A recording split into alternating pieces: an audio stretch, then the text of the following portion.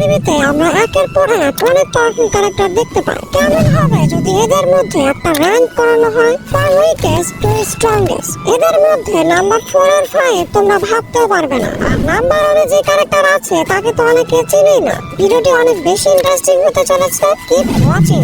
Number 12 এ আছে master জিরায়া, the legendary সানিন। জিরায়া ছিল সবচেয়ে স্ট্রংগেস্ট লেজেন্ডারি সানিন। ওরোচিমারুর থেকেও স্ট্রং, আর সেটা সম্ভব হয়েছিল শিনোবি ওয়ার্ল্ড নিয়ে তার এক্সপেরিয়েন্স, স্কিল আর অসাধারণ চিন্তা ভাবনার জন্য। জিরার কাছে আছে ইনকমপ্লিট সেজ মোড, কোড জুৎসু, ম্যাসিভ রাসিঙ্গান, স্ট্রং সামেনিং এবং শিনোবি ওয়ার্ল্ড নিয়ে হিউজ নলেজ। সে তার লাইফের পুরো সময় ব্যয় করেছে কোনোহা এবং শিনোবি ওয়ার্ল্ডকে রক্ষার জন্য। আমার কাছে হি ইজ দ্য বেস্ট সেন্সে। সে যাদের যাদের ট্রেনিং দিয়েছে তারা হয় হোকাগে, নয়তো একেবারে গড লেভেলে চলে গেছে। মিনাতো, নাগাটো, নারুতো সবাই এর বেস্ট এক্সাম্পল। এছাড়াও জিরার সেজ মোড ইনকমপ্লিট হলেও এটা অনেক পাওয়ারফুল ছিল। পেইন ভার্সেস জিরায়ার ফাইনাল ব্যাটলে তোমরা সবাই দেখেছো। আর জিরায়া আসলে ঠিক কতটা পাওয়ারফুল সেটা নিয়ে ডিটেইলসে ভিডিও আসবে। এই ভিডিওতে 400 লাইক কমপ্লিট হওয়ার পর, so please like this video and share this with your friends. Number 12, Kakashi Hatake, the copy ninja. Naruto অ্যানিমেতে কাকাশি অনেক ট্যালেন্টেড, স্মার্ট এবং one of the strongest character. সে 1000 প্লাস জুৎসু মাস্টার করেছিল। এছাড়াও সে 5 চাক্রা নেচারে সবগুলো মাস্টার করে ফেলেছে। ওয়াটার, উইন্ড, ফায়ার, আর্থ এবং লাইটনিং সবকিছু। যারা নারুতো অ্যানিমে খুব ভালো করে দেখেছো তারা জানো এটা কত বড় achievement.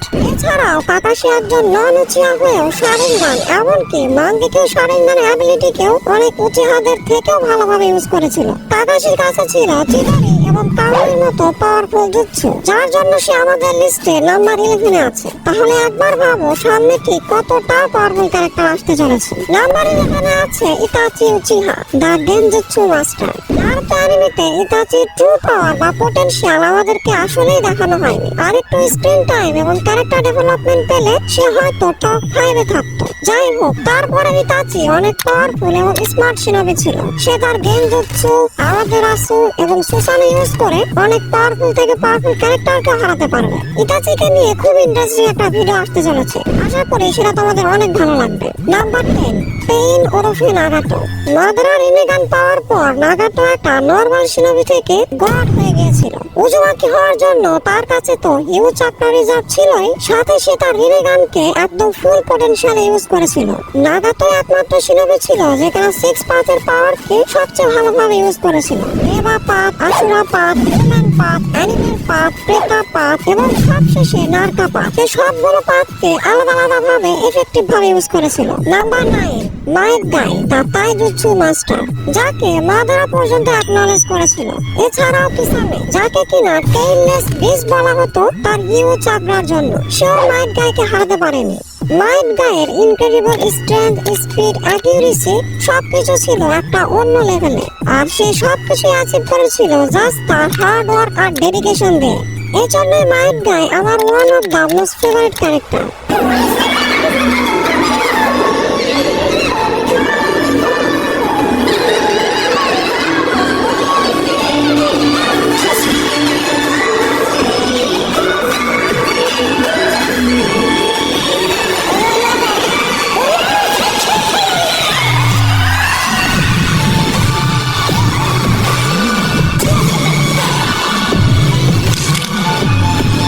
Number 8, Minato নামিকাজে, the yellow flash. Minato তার সময়ের স্ট্রংগেস্ট শিনোবি ছিল। ট্যালেন্টেড হওয়ার পাশাপাশি তার কাছে huge chakra reserve, speed, strength, strategical mind সবকিছুই ছিল। সে 9 বিস্ট বমকেও টেলিপোর্ট করে দিয়েছিল, যার জন্য ঠিক কতটা চাক্রা লাগতে পারে তা তোমরাই জানো। এছাড়া ফ্লাইং রাইজিন, ফেজ মোড, পুরানো চাক্রা মোড এবং রাসিঙ্গান যেটা সে নিজে ক্রিয়েট করেছিল এগুলো তো আছে। নাম্বার 7 এ আছে Hashirama Senju, the god of all শিনোবি। হাশিরামাকে নিয়ে আর কি বলবো, যে কিনা মাদারাকে তার কমপ্লিট সুসানো এবং পুরামার সাথে হারিয়েছে। শুধুমাত্র তার সেল ইউজ করে কত শিনোবি একেবারে অন্য লেভেলে চলে গেছে তার হিসাব নাই। এছাড়া তার উড স্টাইল, সেজ মোড সেগুলো তো বললামই না। হাশিরামার কাছে আনলিমিটেড চাক্রা এবং এক্সট্রিম হিলিং অ্যাবিলিটি ছিল। সে আমাদের লিস্টে নাম্বার 7 এ আছে। আর হ্যাঁ, এখানে তোমাদের খেয়াল রাখতে হবে, এখানে কিন্তু আমি নারুতো অ্যানিমের স্ট্রংগেস্ট শিনোবি নিয়ে কথা বলছি। বোরুতো অ্যানিমে এখনো ইনক্লুড করা হয়নি, সেটা নিয়ে আলাদা ভিডিও আসবে। নাম্বার 6 এ আছে Sasuke Uchiha, the last Uchiha. Great ninja ওয়ারে সেজ অফ 6 পাথের পাওয়ার পাওয়ার পর সাসকে ঠিক কতটা পাওয়ারফুল হয়ে গিয়েছিল তা তোমরা সবাই জানো। সে কোনো রকমে আই কন্টাক্ট করে সবগুলো টেইলবিস্টকে কন্ট্রোল করেছিল।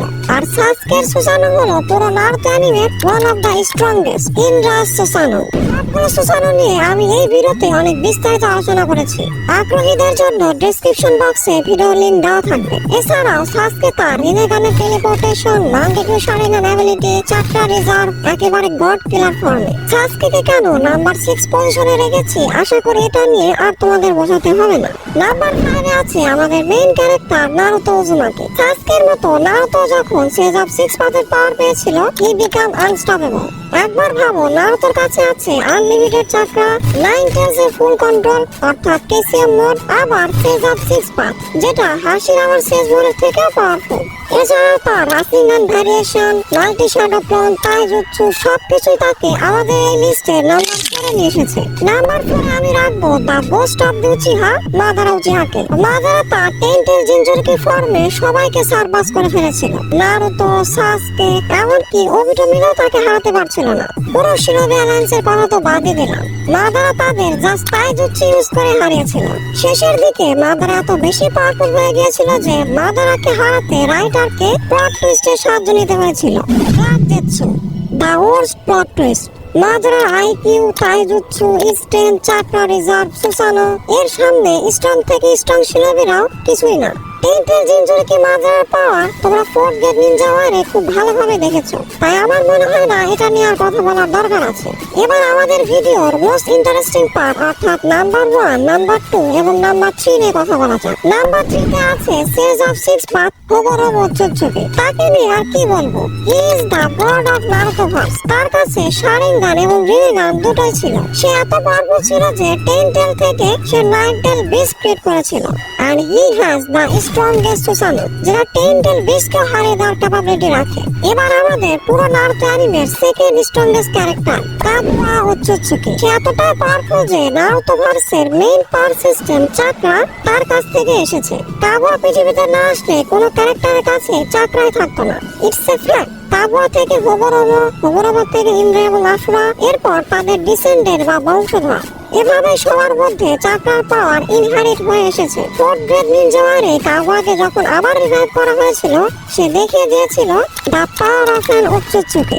ওৎসুৎসুকিরা যে গড এবং তাদের পাওয়ার লেভেল যে একটা স্ট্রংগেস্ট শিনোবির থেকেও কতটা বেশি তা কাগুয়াকে দেখলেই বোঝা যায়। কাগুয়া আমাদেরকে দেখিয়েছিল একটা পিওর ওৎসুৎসুকির কাছে ঠিক কি লেভেলের পাওয়ার এবং অ্যাবিলিটি থাকে।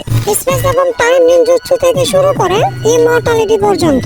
No doubt she was the strongest in whole Narutoverse. সে যে কারোর থট বা চিন্তা ভাবনা পর্যন্ত করতে পারত। নারুতোভার্সে শুধুমাত্র তার কাছেই রিনে শারিঙ্গান ছিল। এটা পুরো নারুতো অ্যানিমের সবচেয়ে স্ট্রংগেস্ট জোজুৎসু যেটা দিয়ে ইনফিনিট সুবোমি ক্রিয়েট করা যায়। এই সব কিছুই কাগুয়ার গড লেভেল পাওয়ারকে ইন্ডিকেট করে। আর নাম্বার 1 এ যে আছে সে কাগুয়ার থেকেও স্ট্রং, লর্ড টেনজি। সে এত পাওয়ারফুল ছিল যে কাগুয়ার মতো একজন গড লেভেল ক্যারেক্টারের সাথে সারা রাত ফাইট করে তাকে হারিয়েছে। সে একটা সাধারণ হিউম্যান ছিল, but he defeated a god. Lord Tenji না থাকলে শিনোবি ওয়ার্ল্ডই শেষ হয়ে যেত। যারা বিষয়টা বুঝতে পেরেছো তারাই হলো ট্রু নারুতো ফ্যান। আজকে ভিডিওটি এ পর্যন্তই। ভিডিওটি ভালো লাগলে ভিডিওতে এখন একটি লাইক দিয়ে চ্যানেলটি সাবস্ক্রাইব করে ফেলো। Don't subscribe if you're not an anime fan. See you in next video.